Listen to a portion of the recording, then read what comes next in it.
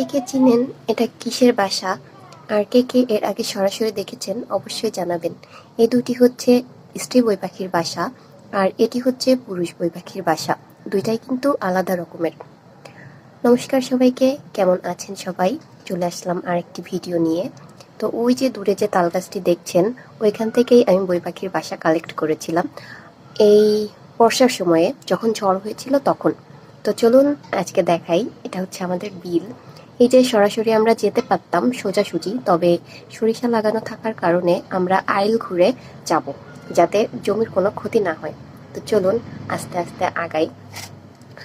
প্রথমে যে বাসাগুলি দেখলেন, এগুলো আমি হচ্ছে ওই তাল গাছ থেকেই নিয়েছিলাম। পারি নাই, ওখানে যখন বৃষ্টি হয়েছিল তখন গেছিলাম, ঝড়ের সময় পরে নিচে পড়েছিল, সেগুলো আমি কালেক্ট করে রেখেছিলাম। তো এই যে চলে আসলাম সেই তাল গাছে। যে দেখুন, দেখা যাচ্ছে হালকা, পাশে সূর্য তো এই জন্য ভালো করে বোঝা যাচ্ছে না।